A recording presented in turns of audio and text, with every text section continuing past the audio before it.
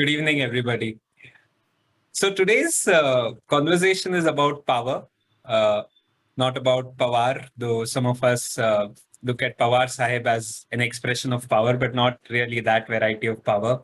Not power as use of force, not power as manipulation, but really power as truly collective people's power and how people's power can be developed and be used to solve some of our most pressing issues.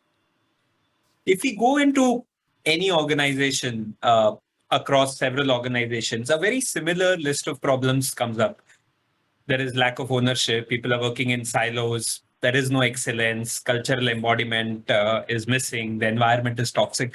You can replace the name of the company with any company, and you broadly find the same laundry list of issues that people are grappling with. What is going on here is really the question of being able to solve these problems using people rather than actually having them participate. We tend to actually look at people as resources and try to use them, try to convert them to behaviors that they may not truly want.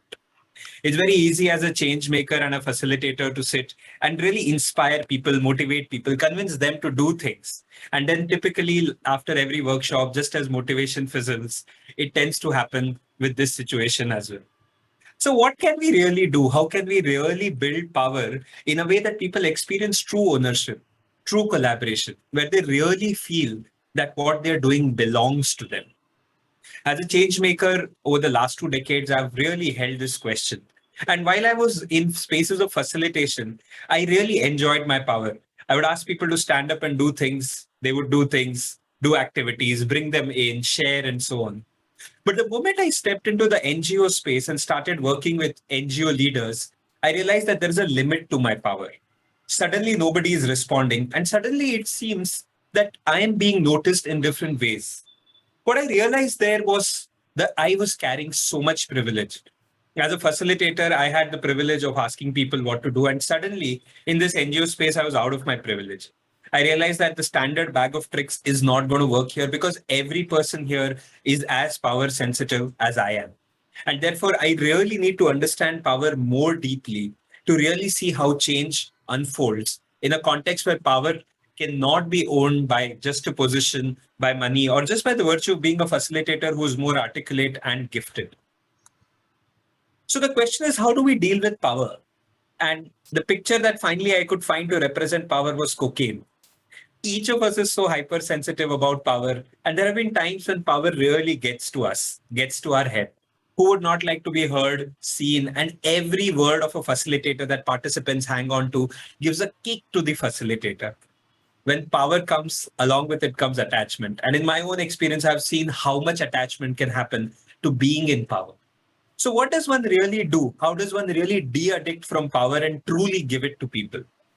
To this question, the answer came for us from Vinoba Bhave.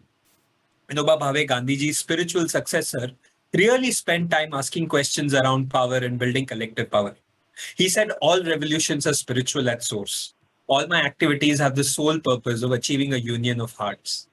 Now, if your change initiative is meant to be revolutionary, if it is meant to impact every single person, then the way it deals with power has to be radically different.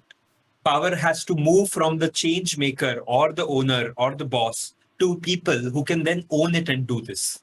We found a way to do this through something called Sarva Anumati. Sarva is everybody and Anumati is with the consent of all. Sarvanumati is decision making with the consent of every person involved in the decision. Sarvanumati doesn't mean consensus, it means consent.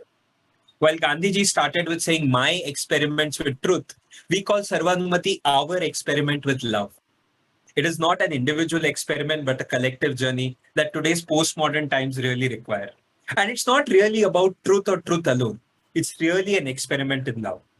When a group of people comes together to decide that every decision we take will be with the consent of every single person in this room, the group commits to a journey which is really challenging. The group says that we care for every person here enough that if this person objects, we will not take this step forward.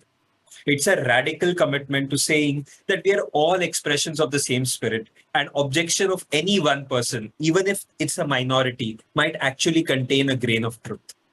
Sarvanumati that we applied in Blue Ribbon was a strange combination of taking some ideas from Occupy Wall Street, some ideas from Mendha Lekha, a tribal village that has been practicing this, and some ideas of Gandhi and Vinoba.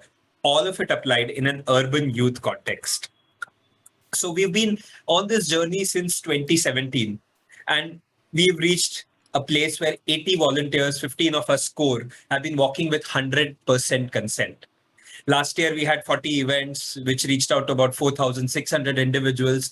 And collectively, about 4,500 hours of work happened using volunteer energy. There was only one person who was employed part-time, and the rest of us were volunteering to make this happen. How did we tap into this source? What really inspired people to actually act in contribution and make a difference? We use the power of Sarvanumati to make this happen. When Sarvanumati happens, every meeting becomes as powerful as a lab. We are constantly working on the process of decision making, which is very grounded in the Indian ethos of saying that the how is as important as the what. The means are as important as the end. If the means of making a decision are non-violent, the end will create happiness. Every Sarvanumati meeting has a lot of focus on process. It has a lot of sharing, a lot of raising of objections, a lot of triggers. And really, the experience of being in a meeting with Sarvanumati is like being in a lab all the time. If every participant could act as a facilitator, if any objection was as valid, if each person had an equal voice, what would happen? That's the beauty of Sarvanumati that we have experienced over all these years. SAN or Sarvanumati, as we call it, is really tough. You can imagine how even a husband and a wife being able to do Sarvanumati on even one decision can be so challenging.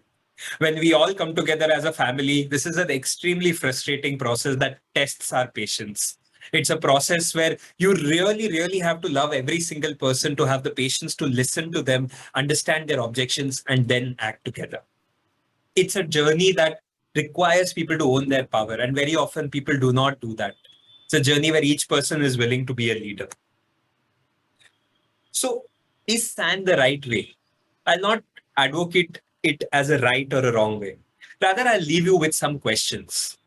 The first question is, what are you willing to let go of? As a change maker, as a person who's really into creating change, are you willing to let go of your attachments? Are you willing to allow some emergence to happen, allow some chaos to happen? Because that's the first thing that happens when people are truly given their own power. Are you willing to let go of the comfort of the position that comes with the privilege of being a facilitator? The second question is, who are we in service of? Are we in service of the owners, the shareholders? Are we in service of our own greatness? Or are we in service of the most marginalized voice in the room? That person who comes from a marginalized community and cannot even speak or share something very basic. If we are in the service of that person, we have to create conditions for that person to speak up. And Sarvanumati eventually empowers each person to speak up about their own truth. Finally, are you ready to embrace the power of we? Sarvanumati unleashes a much deeper power than individual power. If people are able to combine their power, the power becomes the bigger we. I remember getting convinced about Sarvanumati when one of the founders and pioneers of this method said, Abhishek, when you do this, the sound of that we, the larger we, is so deep. I was convinced कि उस हम की आवाज बहुत गहरी होती है और उस गहराई को सुनने के लिए, to hear that depth, we committed to a process of Sarvanumati. I'll close with saying that Sarvanumati as a method might be extremely difficult. It might be extremely challenging, cumbersome, and initially it may actually create a lot more chaos.